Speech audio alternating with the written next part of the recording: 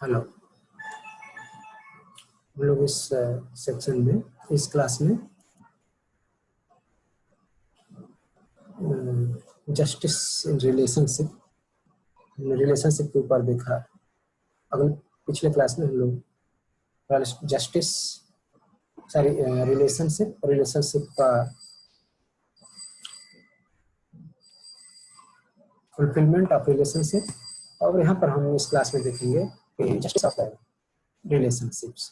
तो justice of the relationship, यहाँ पर आप देख सकते हैं कि जो रिलेशन है मनुष्य का, वह एक दूसरे मनुष्य के ऊपर ट्रस्ट है, रिस्पेक्ट है, अफेक्शन है।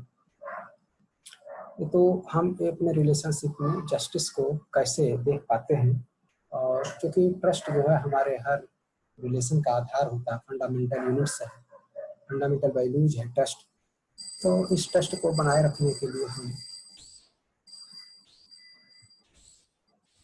इस तरह से अपने जस्टिस में किस तरह से हम कर सकते हैं। तो संबंध में अपने ओर से न्याय को सुनिश्चित करने का तात्पर्य है स्थापित मूल्यों को स्वयं में सुनिश्चित करते हुए शिष्ट मूल्य पूर्वक जीना। चूंकि दो तरह के मूल्य हम लोगों ने डिस्कस किए हैं, एक तो एस्टेब्लिश वैल्यू है, दूसरा एक्सप्रेस्ड वैल्यू है। जो मूल्य हमारे हैं, उन मूल्यों को हम किस तरह से जी पाते हैं, उन्हें शिष्ट मूल्यों में किस तरह से हम परिवर्तित कर पाते हैं, अर्थात जो एक तरह से सिद्धांत बनाए गए हैं, उन सिद्धांतों का व्यवहार रूप में हम किस तरह से अमल कर पाते हैं। तो इसमें हम सबसे पहले देखते हैं कि हमारे ऐसे जीने की परस्परता में दूसरा मनुष्य भी मूल्यांकन कर पाता है और हम खुद भी मूल्यांकन कर पाते हैं। तो स्थापित मूल्यों और शिष्ट मूल्यों की अपनी ओर से सुनिश्चित कर पाना ही न्याय का अपनी ओर से निर्वाह करना है। जैसे जस्टिस का जो कंसेप्ट है वो है, जो भी हम परिवार में, समाज में मूल्य स्थापित किए हैं, उस स्थापित मूल्य को हम जी पाएं और उसको हम ठीक ढंग से व्यवहार में ले आ पाएं, तो इसको हम कहते हैं कि हम अपनी तरफ से न्याय कर पा रहे हैं।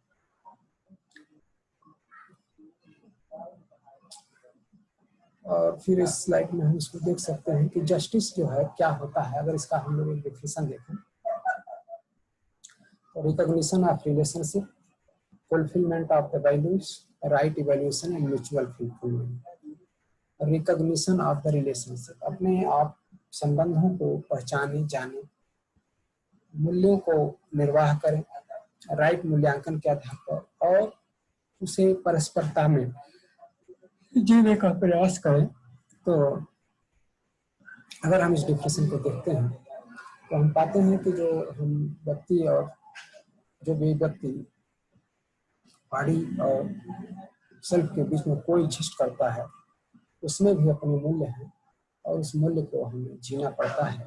जैसे सेल्फ के लिए जो चीज़ें आवश्यक है वह कमांड बॉडी को मिलता है और बॉडी तदनुरूप जो है कार्य करती है। तो ये उसके द्वारा स्थापित मूल्यों को बाबुल उस स्थापित मूल्यों को हम देख पाते हैं और कर पाते हैं कि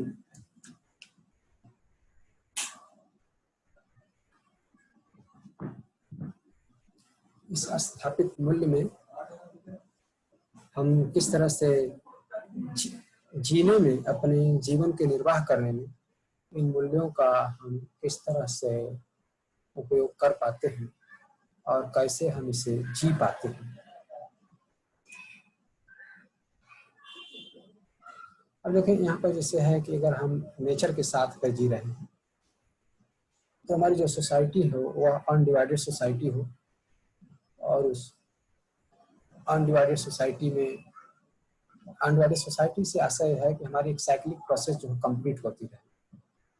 Being able to ensure mutual fulfillment, justice from family to world family, as an individual having the feeling of being related to all, and the mindset of undivided society is significant. हम अपने आप में देख सकें कि किस तरह से हम अपने आप को लोगों के साथ को रिलेट किए हुए हैं। तो हम सबके साथ अटैच हैं, सबसे हमारा रिलेशन है। इस रिलेशन को समझना है और इस रिलेशन को जानना है और इसका व्यवहार में भी लाने का प्रयास करना है कि हम किस तरह से अपने व्यवहार को यहाँ पर देख पा रहे हैं, ताकि हम अपने क्रिया विधि को न्याय के साथ यानी संबंध को जीते हुए आगे की ओर बढ़ सकते हैं।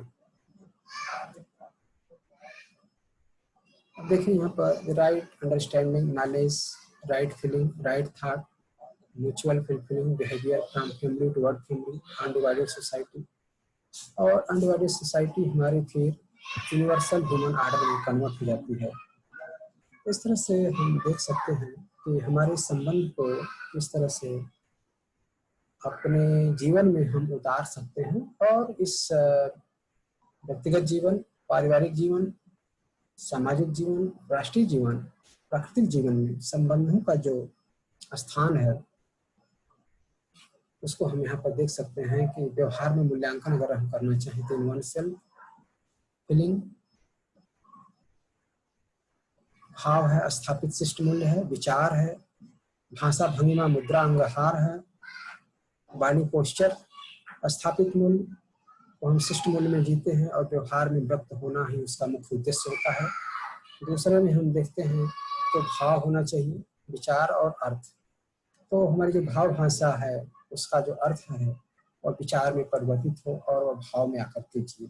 कहने का आशय है हमारे जो शिष्ट मूल्य हैं, ये शिष्ट मूल्य हमारे व्यवहार के अंतर्गत आए और उनको हम जी सकें। ऐसा अगर हम कर पाते हैं, इसी को हम कहते हैं कि परस्परता में दूसरे मानव हमारे व्यवहार की परिणाम प्रक्रिया को देखेंगे तो संबंध में जीते हुए सभी भाव और विचार के अंतर व्यवहार में जब हम उसका बातचीत या कायिक रूप से विवाह करते हैं तो उसको दूसरा मानव देख पाता है, अवलोकन कर पाता है, आकलन कर पाता है। इस आधार पर हमने जिन मूल्यों को व्यक्त करने का प्रयास कर मूल्यों को देख पाता, पहचान पाता। तो इस तरह से हम यहाँ पर पाते हैं कि जो स्वयं में और दूसरे मानव में जो हम व्यवहार करते हैं, इसमें संबंधों को पहचानना और उसका निर्वाह करना मूल्यों के साथ, ये सबसे महत्वपूर्ण बात है कि हम अपने मूल्यों को किस तरह से जी पा रहे हैं। और स्थापित मूल्य और शिष्ट मूल्य दोनों का जो आंतरिक संबंध है, अंतर्निहित जो भाव है, वो इस आधार पर निर्भर करता है कि हम अपने व्यवहार में, अपने समाज में, अपने सामाजिक जीवन में हम किस तरह से इसको कर पाते हैं और किस तरह से हम इसको देख पाते हैं। तो इस तरह से अगर हम देखेंगे तो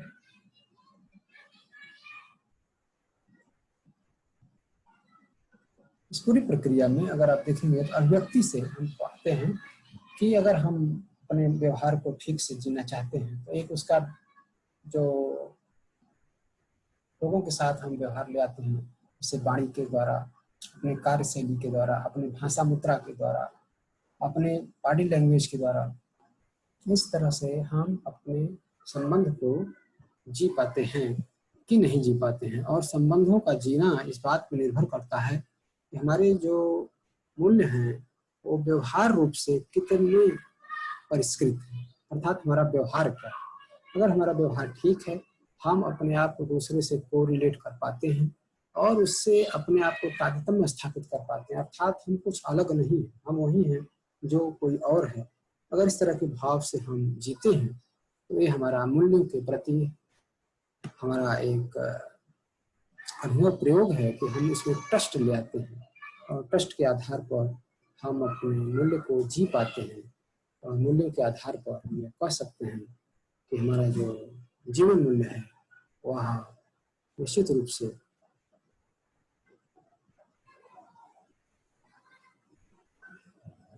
सही माने में संबंधों को परिभाषित करता है और उसे देखता है। तो मानव मानव संबंध में निहित भाव,